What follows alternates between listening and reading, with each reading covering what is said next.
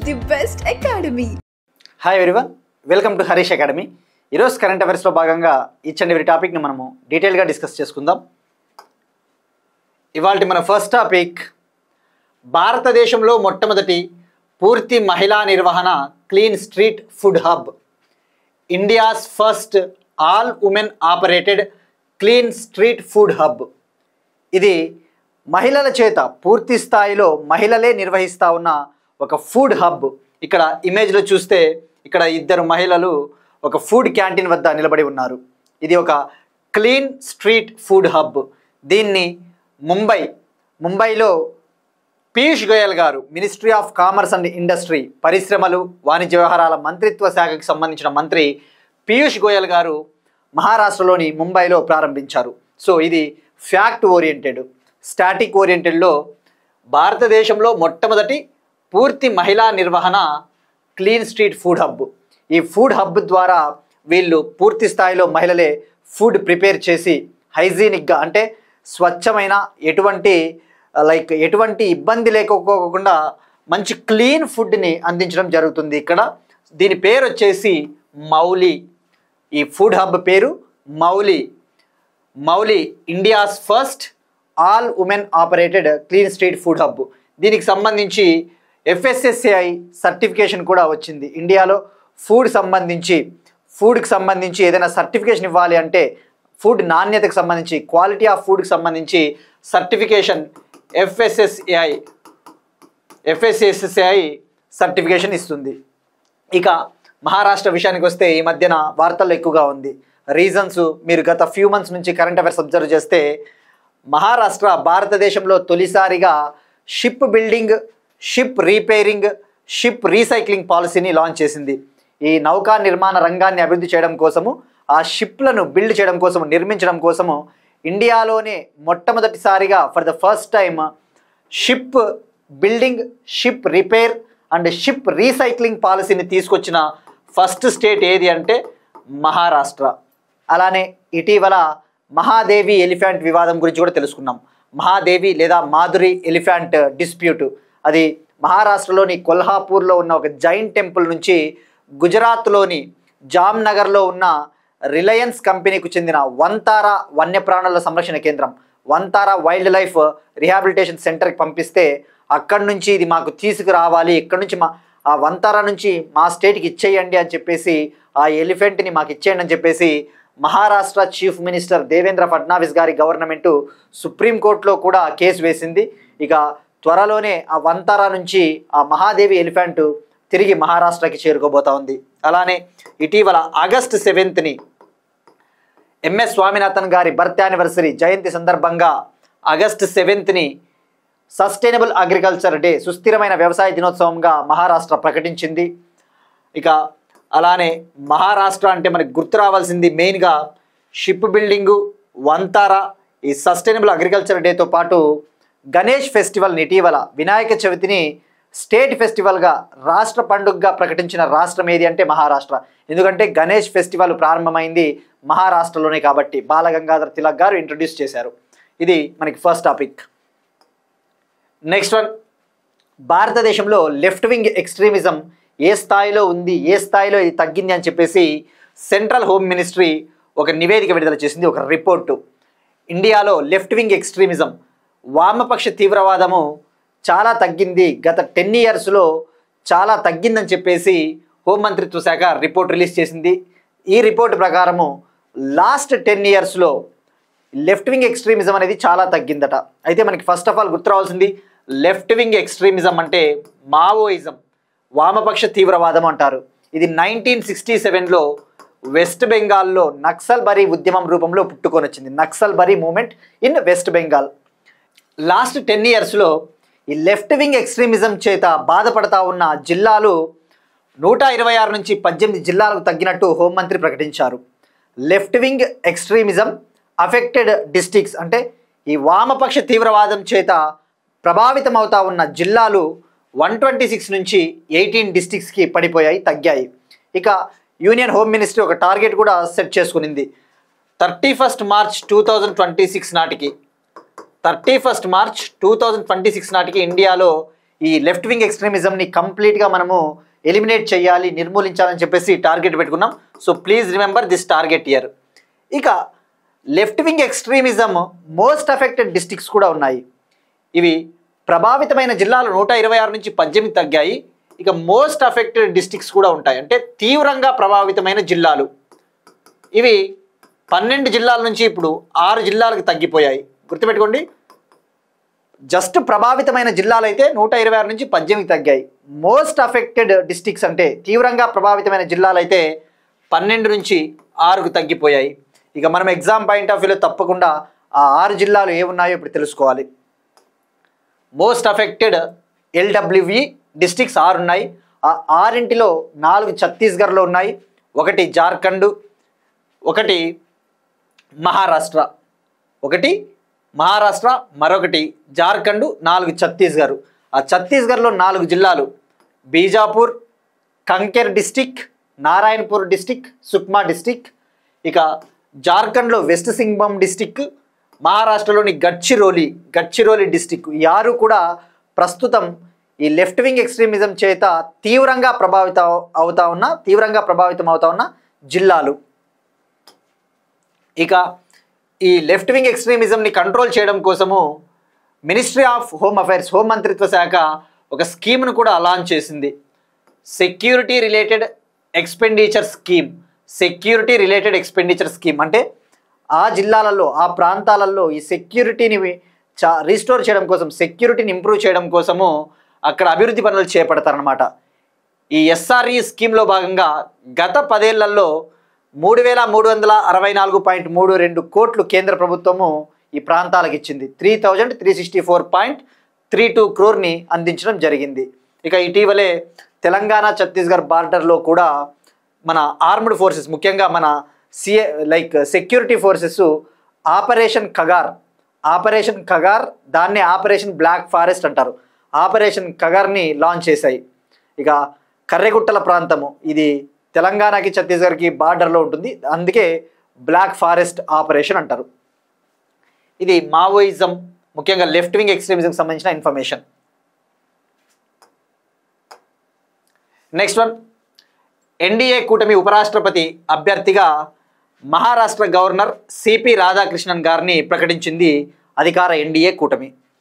ఈయన ప్రస్తుతం మహారాష్ట్ర గవర్నర్గా పనిచేస్తూ ఉన్నారు. ఈయన తమిళనాడుకు చెందిన వ్యక్తి. ఒకవేళ ఈయన ఎన్నికైతే ఈ పదవిని చేపట్టబోతా ఉన్న 3వ తమిళ పర్సన్ అవుతాడట. ఇక మనము వైస్ ప్రెసిడెంట్ గురించి ఆల్రెడీ ప్రీవియస్ క్లాసెస్లో చాలా డిస్కస్ చేసుకున్నాం, బట్ ఇంకొకసారి రీకాల్ చేసుకుందాం. ఇండియాలో వైస్ ప్రెసిడెంట్ ఆర్టికల్ 63 ప్రకారము వైస్ ప్రెసిడెంట్ ఆఫ్ ఇండియా, భారతదేశానికి ఒక వైస్ ప్రెసిడెంట్ ఉంటారు, అది ఆర్టికల్ 63. ఇక వైస్ ప్రెసిడెంట్ అనే అతను కాన్స్టిట్యూషన్ ప్రకారం చూస్తే 2వ హైయెస్ట్ పొజిషన్, 2వ అత్యున్నత పదవి రాష్ట్రపతి తర్వాత. ఇక article 66 election of the vice president గురించి చెప్తుంది. వైస్ ప్రెసిడెంట్ని ఎలా ఎన్నుకోవాలి అన్న ప్రొసీజర్ అంతా కూడా ఆర్టికల్ 66లో ఉంటుంది. ఇందులో ముఖ్యంగా sub clause 2, article 66 sub clause 2 ఏమని చెప్తుందంటే, వైస్ ప్రెసిడెంట్ ఎన్నికను సిస్టమ్ ఆఫ్ ప్రపోర్షనల్ రిప్రజెంటేషన్, ఈ దామాషా పద్ధతి ప్రకారము సీక్రెట్ బ్యాలెట్ ద్వారా ఎన్నిక కాబడ్డం జరుగుతుంది. ఇక వైస్ ప్రెసిడెంట్ విషయానికి వస్తే ఆర్టికల్ 324 కింద election commission of India, article 324 కింద election commission of India vice ప్రెసిడెంట్కి ఎన్నిక నిర్వహిస్తుంది. ఇది ఏ రూల్స్ ప్రకారము, ఏ చట్టం ప్రకారము ఈ ఎన్నిక నిర్వహిస్తారో కూడా తెలుసుకోవాలి. Presidential and vice presidential elections act 1952, presidential and vice presidential elections act 1952, presidential and vice presidential elections rules 1974. ఈ రెండింటి కింద election commission of India vice ప్రెసిడెంట్కి ఎన్నిక నిర్వహిస్తుంది. ఇక ఇతని ఎన్నికలో లోక్సభ నుంచి, రాజ్యసభ నుంచి both elected members and nominated MPs participate చేస్తారు. లోక్సభ నుంచి, రాజ్యసభ నుంచి, రెండింటి నుంచి కూడా ఎలక్టెడ్ మెంబర్సు అలానే నామినేట్ అయిన ఎంపీలు ఇతని ఎన్నికలో పాల్గొంటారు. గుర్తుపెట్టుకోండి, ఎమ్మెల్యేలు అయితే, రాష్ట్రాలకు చెందిన అసెంబ్లీ ఎమ్మెల్యేలు అయితే వైస్ ప్రెసిడెంట్ ఎలక్షన్లో పాల్గొనరు, they won't participate in it. ఇక వైస్ ప్రెసిడెంట్ విషయానికి వస్తే, ఇతని నామినేషన్ వేసే ముందు 20 ఎలక్టర్స్ ప్రపోజ్ చేయాలి. అంటే ఇతర నామినేషన్కి 20 మంది ప్రతిపాదించాలి, 20 మంది బలపరచాలి ఆ నామినేషన్ని. At least 20 electors as proposers and 20 electors as seconders. So ఇక్కడ గుర్తుపెట్టుకోవాల్సింది మనకి ఈ 2 యాక్టు, ఈ రూల్స్. ఇది వైస్ ప్రెసిడెంట్ సంబంధించిన information. Next one again politics సంబంధించి జార్ఖండ్ స్టేట్ లెజిస్లేటివ్ అసెంబ్లీ ఒక ఫ్యాక్టరీస్ అమెండ్మెంట్ బిల్ని పాస్ చేసింది. ఫ్యాక్టరీస్ జార్ఖండ్ అమెండ్మెంట్ బిల్ 2025ని జార్ఖండ్ స్టేట్ లెజిస్లేచరు పాస్ చేసి పంపించి గవర్నర్కి పంపిస్తే గవర్నరు ఆ బిల్లుని ప్రెసిడెంట్కి రిజర్వ్ చేశాడు. అంటే ప్రెసిడెంట్ కన్సిడర్ చేస్తాడు ఈ బిల్ అని చెప్పేసి ప్రెసిడెంట్ ద్రౌపది ముర్ము గారు ఆ బిల్లుకి ఆమోదం తెలిపింది. ఇప్పుడు ఇది కొత్త చట్టం రాబోతా ఉంది. ఈ చట్టం ప్రకారము ఇక త్వరలో రాత్రి షిఫ్ట్లలో కూడా జార్ఖండ్ మహిళలు పనిచేసే ఒక లీగల్ రైట్ని, ఒక చట్టబద్ధమైన హక్కును పొందబోతా ఉన్నారు. అయితే ఇక్కడ తెలుసుకోవాల్సింది ఫ్యాక్టరీస్ యాక్ట్. ఇండియాలో లేబర్ కార్మికుడు అనేది కాన్కరెంట్ లిస్ట్లో ఉంటుంది. లేబర్ కాన్కరెంట్ లిస్ట్ అంటే సంయుక్త జాబితా. ఈ సంయుక్త జాబితాలో ఉన్నప్పుడు బోత్ రాష్ట్రాలు మరియు సెంట్రల్ గవర్నమెంటు లేబర్కు సంబంధించిన విషయాలపైన చట్టాలు చేయవచ్చు అనమాట. అదే కాన్కరెంట్ లిస్టుకున్న ఒక బెనిఫిట్. యాక్చువల్లీ ఇండియాలో ఫ్యాక్టరీస్ యాక్ట్ 1948 అని చెప్పేసి మినిస్ట్రీ ఆఫ్ లేబర్ మరియు ఎంప్లాయ్మెంట్ మంత్రిత్వ శాఖ ఫ్యాక్టరీస్ చట్టం 1948 తీసుకొని వచ్చింది. అయితే ఈ చట్టం ప్రకారం మహిళలు రాత్రిపూట్ల ముఖ్యంగా 10 PM నుంచి 5 AM వరకు మహిళలు నైట్ టైమ్స్ రాత్రి 10 గంటల నుంచి 5 గంటల మధ్యలో పని చేయడానికి హక్కు లేదనమాట. ఈ చట్టం కింద మహిళలు రాత్రిపూట్ల పని చేయకూడదు. బట్ ఇప్పుడు జార్ఖండ్ ఈ లేబర్ అనేది కన్కరెంట్ లిస్ట్ కాబట్టి జార్ఖండ్ కూడా ఈ బిల్లు పాస్ చేసింది. ప్రెసిడెంట్ కూడా అసెంట్ ఇచ్చారు కాబట్టి ఇక నుంచి జార్ఖండ్ మహిళలు నైట్ షిఫ్ట్లలో కూడా పనిచేసే ఒక న్యాయపరమైన లీగల్ రైట్ని వాళ్ళు పొందారనమాట. ఇక ఈ బిల్లు ప్రకారం, ఈ యాక్ట్ ప్రకారము మహిళలు రాత్రిపూట్ల 7 గంటల నుంచి పొద్దునపూట్ల 6 గంటల వరకు కూడా పని చేయవచ్చు. సో ఇది మనకి పాలిటీలో హెల్ప్ అవుతుంది. సో ఇక్కడ గుర్తుపెట్టుకోవాల్సింది లేబర్ అనేది కాన్కరెంట్ లిస్ట్. వాడు ఎగ్జామ్లో పాలిటీలో ఎలా అడుగుతారంటే క్రింది వాటిలో సంయుక్త జాబితాలో ఉన్నవి ఏవి, which of the following are included in concurrent list అని చెప్పేసి ఒక 4 ఇస్తాడు. లేబరు, ఎడ్యుకేషను, ఫారెస్ట్స్ అలాంటివి ఇస్తాడు. సో మనకి లేబర్ అనేది కన్కరెంట్ లిస్ట్ అని గుర్తుపెట్టుకుంటే రేపొద్దున పాలిటీ రిలేటెడ్ క్వశ్చన్స్ వచ్చినప్పుడు మనం ఈజీగా ఆన్సర్ చేయొచ్చు. నెక్స్ట్ వన్, భారతదేశపు మొట్టమొదటి సుస్థిరమైన విమానయాన ఇంధన ప్లాంట్ను ప్రారంభించనున్న Indian oil Corporation. India's first sustainable aviation fuel ప్లాంట్ను ఇండియన్ ఆయిల్ కార్పొరేషను హర్యానాలోని పానిపట్లో ప్రారంభించబోతా ఉంది. ఇక్కడ మనకి aviation turbine fuel, sustainable aviation fuel అని చెప్పేసి 2 ఉంటాయి. ఈ ఏవియేషన్ టర్బైన్ ఫ్యూయల్ దీన్నే జెట్ ఫ్యూయల్ అంటారు, విమానంలో వాడే ఇంధనము. అయితే దీనివల్ల ఎక్కువగా గ్రీన్ హౌస్ గ్యాస్ ఎమిషన్స్ వస్తూ ఉంటాయి, కర్బన ఉద్గారాలు. సో పర్యావరణానికి ఎటువంటి హాని కలిగించుకోకుండా సుస్థిరమైన విమాన ఇంధనాన్ని అభివృద్ధి చేయాలి, సస్టైనబుల్ ఏవియేషన్ ఫ్యూయల్ని డెవలప్ చేయాలి అని చెప్పేసి ఈ ప్లాంట్ని పానిపట్లో ఏర్పాటు చేయబోతా ఉంది. ఇక సస్టైనబుల్ ఏవియేషన్ ఫ్యూయల్ విషయానికి వస్తే దీన్ని ఎలా డెవలప్ చేస్తారు, ఎలా ప్రొడ్యూస్ చేస్తారు అంటే మనం వాడి పాడేసిన వంట నూనె, మన ఇండ్లల్లో ఆయిల్ వాడతాం కదా, కుకింగ్ ఆయిల్, ఆ కుకింగ్ ఆయిల్ నుంచి ఈ సస్టైనబుల్ ఏవియేషన్ ఫ్యూయల్ని ఉత్పత్తి చేయవచ్చు. దీన్ని ఏం చేయబోతా ఉన్నారు అంటే ఈ ఏవియేషన్ టర్బైన్ ఫ్యూయల్లో దీన్ని మిక్స్ చేస్తారు. అంటే ఫర్ ఎగ్జాంపుల్ ఇథనాల్ బ్లెండింగ్, మనము 20% ఇథనాల్ బ్లెండింగ్ టార్గెట్ అది డిస్కస్ చేసుకున్నాం కదా, ఆ టైపే సేమ్ అని చెప్పవచ్చు. సో ఏదైతే ఈ కుకింగ్ ఆయిల్ నుంచి ఉత్పత్తి చేసిన సస్టైనబుల్ ఏవియేషన్ ఫ్యూయల్ ఉందో దీన్ని ఏవియేషన్ టర్బైన్ ఫ్యూయల్ లేదా జెట్ ఫ్యూయల్లో కలిపినప్పుడు కర్బన ఉద్గారాలు తక్కువగా విడుదల చేస్తుందని చెప్పవచ్చు. ఇక ఇండియన్ గవర్నమెంట్ ఒక టార్గెట్ పెట్టింది 2027 నుంచి from 2027 onwards at least 1% sustainable aviation ఫ్యూయల్ని ఏవియేషన్ టర్బైన్ ఫ్యూయల్తో మిక్స్ చేసి అమ్మాలి. అంటే 1% సుస్థిర విమాన ఇంధనాన్ని ఈ జెట్ ఫ్యూయల్తో కలపాలి, మిక్స్ చేసి అమ్మాల్సిందిగా టార్గెట్ని మ్యాండేటరీ చేసింది, అంటే తప్పనిసరి చేసింది. ఏ ఇయర్? 2027 నుంచి.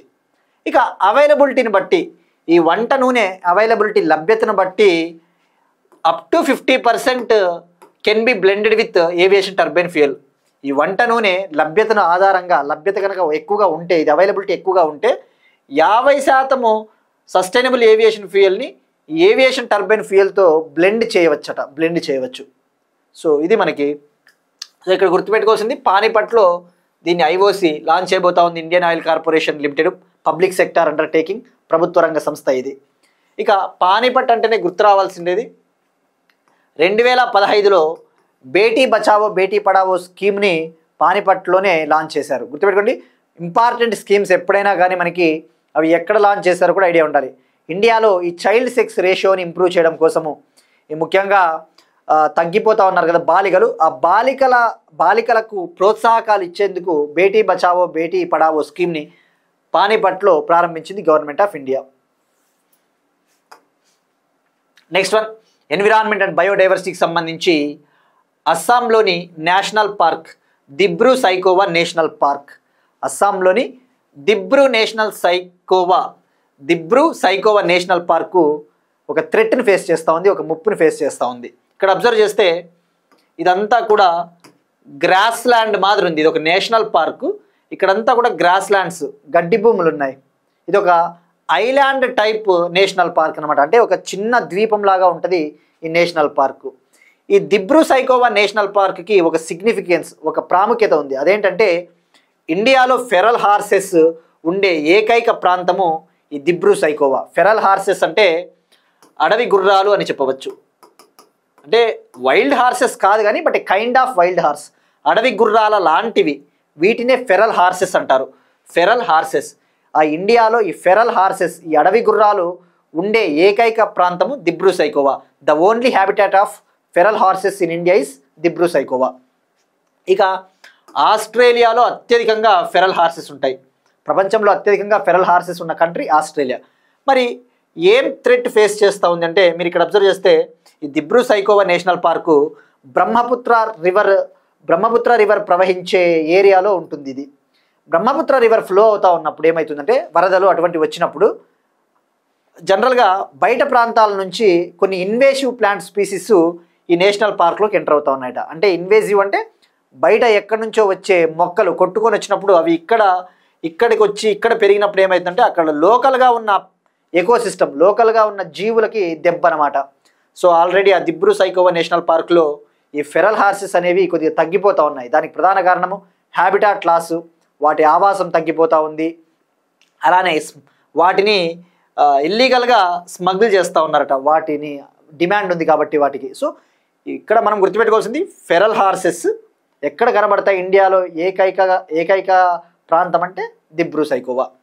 ఇక కొన్ని ఇన్వేసివ్ ప్లాంట్ స్పీషీస్ అంటే బయట ప్రాంతాల నుంచి వచ్చే కొన్ని మొక్కలు, ఇవి చాలా ముప్పును కలిగించే మొక్కలు. ఉదాహరణకు బాంబ్యాక్స్ సీబా, లార్జర్ స్ట్రోమియా స్పెసియోసా అనే మొక్కలు ఇక్కడ ఇబ్బంది కలిగిస్తూ ఉన్నాయి. సో మనకి ఇది అంత ఇంపార్టెంట్ కాదు కానీ మనకి ఎగ్జామ్ పాయింట్ ఆఫ్ వ్యూలో ఇది ఏ స్టేటు, ఈ ఫెరల్ హార్సెస్ ప్రాంతం ఏది అనేసి. నెక్స్ట్ వన్, అరుణాచల్ ప్రదేశ్లో ఇస్రో అంతరిక్ష ప్రయోగశాల ప్రారంభం. అరుణాచల్ ప్రదేశ్లో ISRO for the first time ఒక స్పేస్ ల్యాబొరేటరీని స్టార్ట్ చేసింది. అరుణాచల్ ప్రదేశ్లోని మెచుకా గవర్నమెంట్ హై స్కూల్లో ఈ స్పేస్ ల్యాబొరేటరీని లాంచ్ చేసింది. ఇక్కడ మీరు చూస్తే ఇక్కడ స్టూడెంట్స్ ఆ స్పేస్ ల్యాబొరేటరీలో ఉన్న ఎక్విప్మెంట్ని ఉపయోగించి వాళ్ళు ఎక్స్ప్లోర్ చేస్తూ ఉన్నారు, పరిశోధనలు టైప్ చేస్తూ ఉన్నారు. మెయిన్ పర్పస్, ముఖ్య ఉద్దేశం ఏంటి అంటే ఆ స్టూడెంట్లలో ఈ సైంటిఫిక్ క్యూరియాసిటీని పెంపొందించాలి, స్పేస్ సైన్స్ పట్ల వాళ్లకు అభిరుచిని ఇంప్రూవ్ చేయాలి. You need to inculcate the spirit of scientific temper among the students of Arunachal Pradesh అని చెప్పేసి దీన్ని లాంచ్ చేయడం జరిగింది. దీన్ని ఇస్రో మరియు ముస్కాన్ ఫౌండేషన్ కలిసి సంయుక్తంగా లాంచ్ చేశాయి. దీని పేరు వచ్చేసి పసంగ్ వాంగ్చుక్ సోనా ఇస్రో స్పేస్ ల్యాబొరేటరీ. ఏ స్టేట్ అంటే అరుణాచల్ ప్రదేశ్. ఇక ఇస్రో 15 ఆగస్టు 1969 ఏర్పాటైంది. ఇస్రో చైర్మన్గా వి నారాయణన్ గారు ఉన్నారు. ఇక వి నారాయణన్ గారికి ఇటీవల తమిళనాడు గవర్నమెంట్ ఇచ్చే అబ్దుల్ కలాం అవార్డు వచ్చింది. అలానే వి నారాయణన్ గారికి హైదరాబాద్లో జీపీ బిర్లా మెమోరియల్ అవార్డు కూడా లభించింది. ఇక అరుణాచల్ ప్రదేశ్ విషయానికి వస్తే 2025 నుంచి 2035 వరకు 2025 నుంచి 2035 వరకు ఆ దశాబ్దాన్ని హైడ్రో పవర్ దశాబ్దంగా ప్రకటించింది. అలానే Etalin hydro electric project, Tato two hydro electric project Arunachal ప్రదేశ్లో ఉన్నాయి, నిర్మించబోతా ఉన్నారు. ఇక బ్రహ్మపుత్ర రివర్ ఇండియాలోకి ఎంటర్ అయ్యే స్టేటు అరుణాచల్ ప్రదేశ్. నామ్చా బర్వా హిమాలయాల వద్ద అరుణాచల్ ప్రదేశ్లోకి ఎంటర్ అవుతుంది. ఈ ఇన్ఫర్మేషన్ మనకు సఫిషియంట్. ఇప్పుడు ఒక క్వశ్చన్ చూద్దాం. మనము డిస్కస్ చేసినది జిఎస్టీకి సంబంధించి, జిఎస్టీ రేషనలైజేషన్కి సంబంధించి. Government of India next generation economic రీఫార్మ్స్లో భాగంగా ఒక టాస్క్ ఫోర్స్ని ఏర్పాటు చేయనున్నట్టు ప్రకటించింది. అందులో భాగంగా ఈ సంవత్సరం దీపావళి కల్లా జిఎస్టీ రేట్స్ని రేషనలైజ్ చేయబోతా ఉంది, హేతుబద్ధీకరణ చేయబోతా ఉంది. సో దానికి సంబంధించి ప్రస్తుతం జిఎస్టీ గూడ్స్ అండ్ సర్వీస్ ట్యాక్స్లో స్లాబులు ఎన్ని స్లాబులు ఉన్నాయి, ఆ స్లాబులు ఏవి, ఇది ట్రై చేయండి. ఇక అలానే జిఎస్టీ ఏ రాజ్యాంగ సవరణ చట్టం ద్వారా తీసుకొని వచ్చారు, జిఎస్టీని ఏ కాన్స్టిట్యూషనల్ అమెండ్మెంట్ యాక్ట్ ద్వారా తీసుకొని వచ్చారు. సో ఈ రెండింటికి ట్రై చేయండి. ఇక మనం నిన్న అడిగిన క్వశ్చన్, ఆసియాలోనే అతి పొడవైన సరుకు రవాణా రైలు, ఏసియాస్ లాంగెస్ట్ ఫ్రీట్ ట్రైన్, దీని పేరు వచ్చేసి రుద్రాస్త్ర. ఇది 4.5 కిలోమీటర్ల పొడవున్న సరుకు రవాణా రైలు. మరి మనం నిన్న ఆప్షన్స్లో రుద్రాస్త్రతో పాటు మరో 3 ఆప్షన్స్ ఇచ్చాం, భార్గవాస్త్ర, బ్రహ్మాస్త్ర, నాగాస్త్ర అని చెప్పేసి. ఎప్పుడైనా ఎగ్జామ్లో ఒక చిన్న రిమైండర్, ఎలా అడుగుతాడు అంటే ఇప్పుడు రుద్రాస్త్ర ఉంది, ఇక్కడ అస్త్ర ఉంది, భార్గవాస్త్రాలో కూడా అస్త్ర. సో సిమిలర్గా ఉన్నాయి టర్మ్స్, మనం డెఫినెట్లీ కన్ఫ్యూజ్ అవుతాం. ఇట్లాంటివి ఎగ్జామ్స్లో ఇచ్చినప్పుడు ఇలాంటివే ఇస్తాడు వాడు ఎగ్జామ్లో. కొద్దిగా ఇన్నోవేటివ్గా కనుక ఎగ్జామినర్ థింక్ చేస్తే ఆప్షన్స్ని ఇట్లనే ఫ్రేమ్ చేస్తాడు.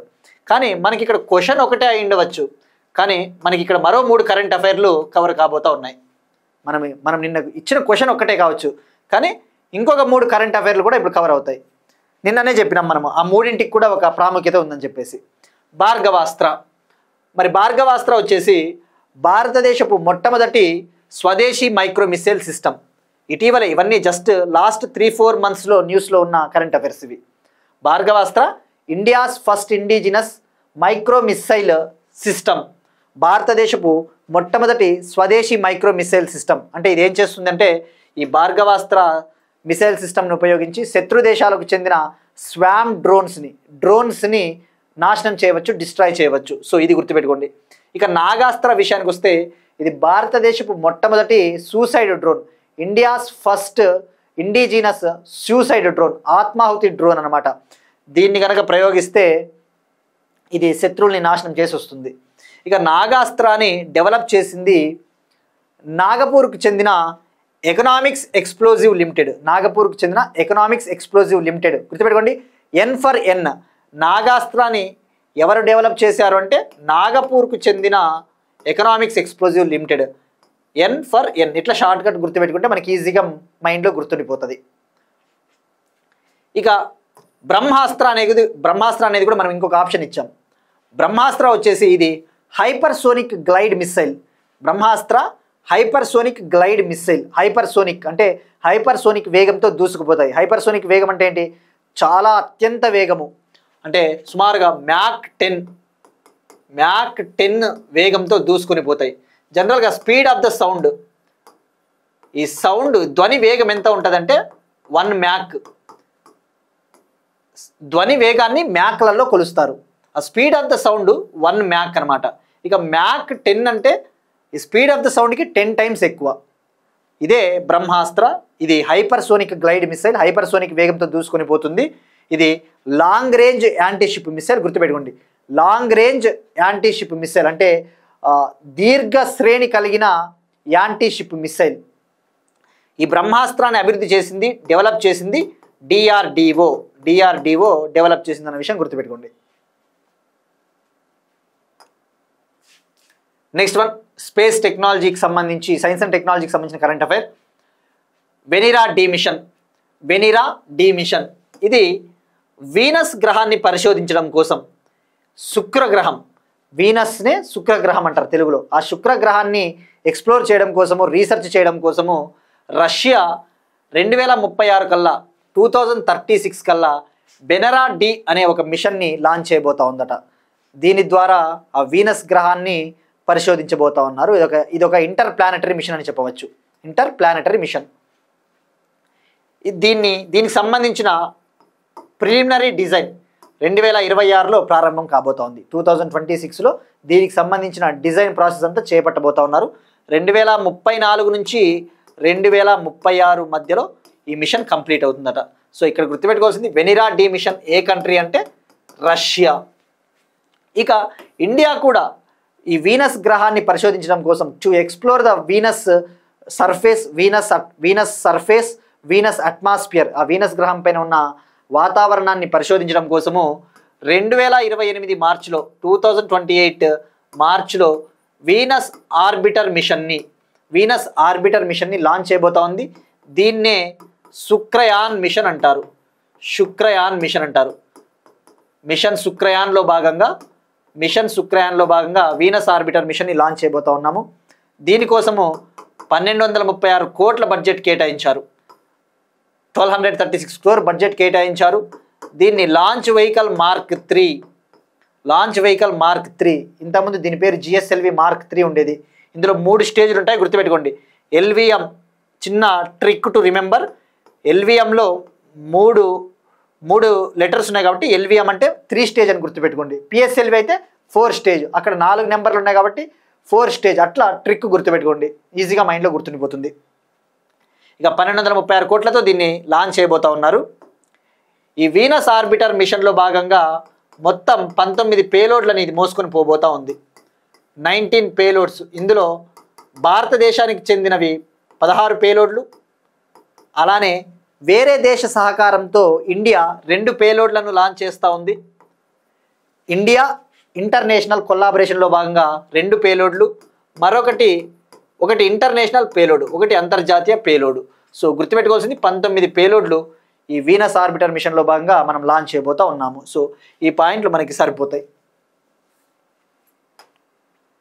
నెక్స్ట్ వన్, హెల్త్కి సంబంధించి, ఆరోగ్య రంగానికి సంబంధించి ఈ సుశ్రుత్ క్లినిక్ అప్లికేషన్. ఇండియాలో ఆయుష్మాన్ భారత్ సేవలను డిజిటల్ రూపంలో అందించడం కోసము ఆయుష్మాన్ భారత్ డిజిటల్ మిషన్ని 2021లో లాంచ్ చేశారు. ఇప్పుడు ముఖ్యంగా ఈ ఏవైతే క్లినిక్స్ ఉంటాయి కదా, పెద్ద పెద్ద హాస్పిటల్స్ కాకుండా ఇండియాలో క్లినిక్స్, చిన్న హాస్పిటల్స్ ఉంటాయి. ఆ చిన్న హాస్పిటల్లో హెల్త్కి సంబంధించిన ఇన్ఫర్మేషన్ అంతా కూడా ఒక డేటాబేస్ రూపంలో, క్లౌడ్ డేటాబేస్లో పొందుపరచాలి అని చెప్పేసి నేషనల్ హెల్త్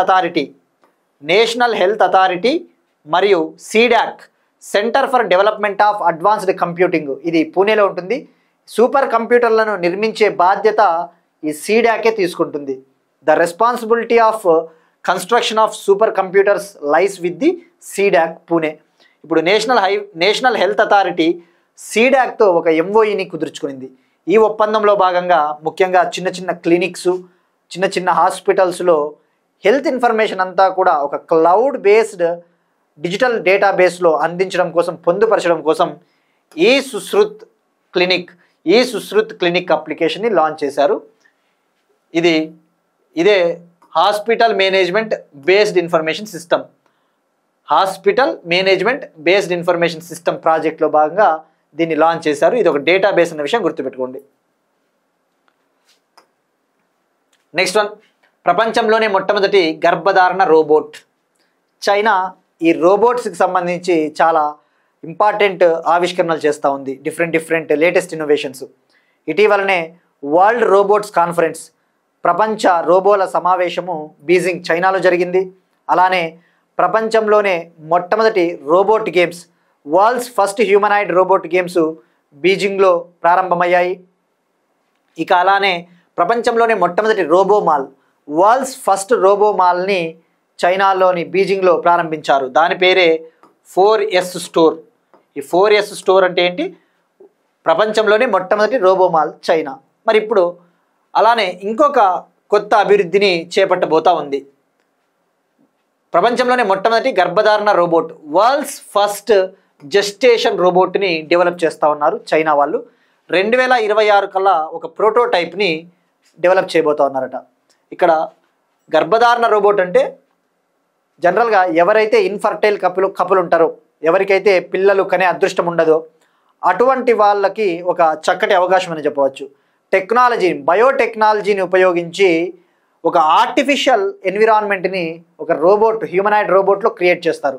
ఆ హ్యూమనాయిడ్ రోబోట్లో బయోటెక్నాలజీని ఉపయోగించి ఒక కృత్రిమ గర్భధారణ వ్యవస్థను క్రియేట్ చేసి బయోటెక్నాలజీ ప్రాసెస్ ద్వారా ఒక శిశువుకి జన్మ ఇచ్చేలా ప్లాన్ చేస్తూ ఉన్నారట. దీన్ని చైనాలో డెవలప్ చేస్తూ ఉన్నారు. బట్ ఈ ప్రాజెక్ట్ని చేపడతా ఉన్నది సింగపూర్కి చెందిన ఒక ప్రొఫెసర్. సో ఎవరు డెవలప్ చేస్తూ ఉన్నారంటే చైనాలో డెవలప్ చేస్తూ ఉన్నారు. China to unveil world's first robot.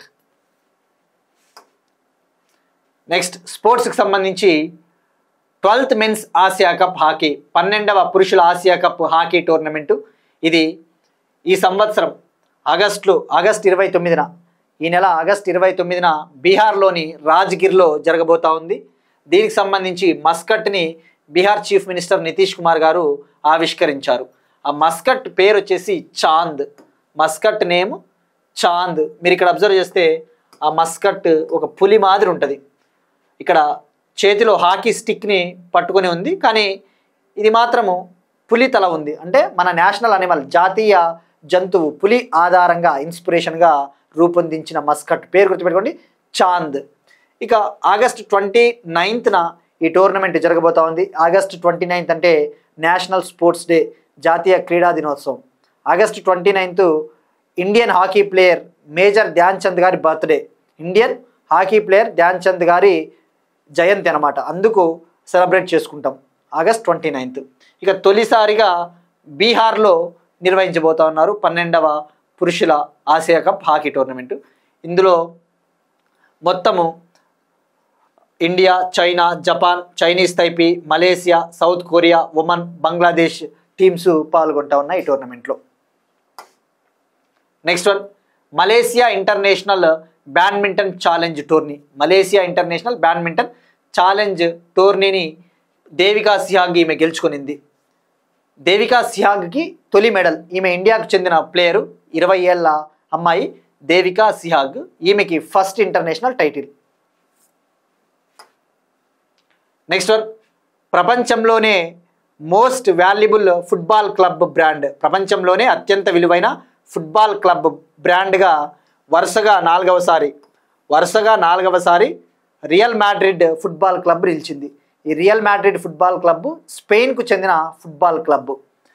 Brand finance football 50 2025 report ప్రకారం, బ్రాండ్ ఫినాన్స్ ఫుట్బాల్ 50 2025 రిపోర్టు ప్రకారం కన్సిక్యూటివ్ 4th టైం వరుసగా 4వ సారి టాప్ ప్లేస్లో నిలిచింది. ఇవి ఇవాల్టి కరెంట్ అఫైర్స్. మనం ఒకసారి క్విక్గా రీక్యాప్ చూద్దాం.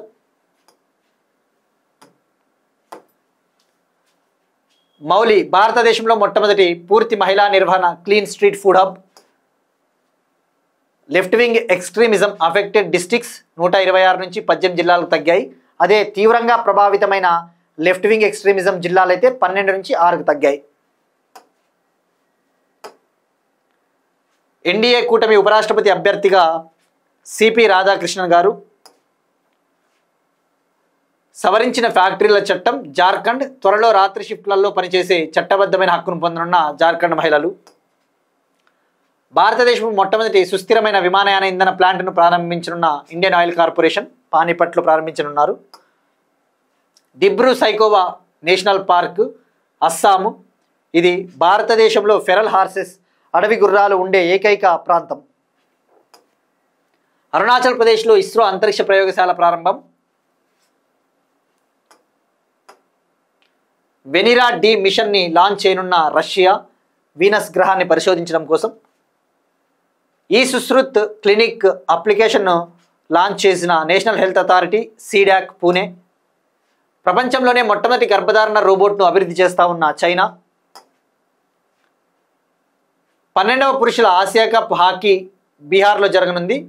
మస్కట్ చాంద్ ఆవిష్కరణ. మలేసియా ఇంటర్నేషనల్ బ్యాడ్మింటన్ ఛాలెంజ్ టోర్నమెంట్ను గెలుచుకున్న దేవికా సియాగ్ ఇండియన్ ప్లేయర్. ప్రపంచంలోనే అత్యంత విలువైన ఫుట్బాల్ క్లబ్ బ్రాండ్గా Real Madrid football club, Spain. That's it. These are today's current affairs. Will meet you again tomorrow. Thank you everyone.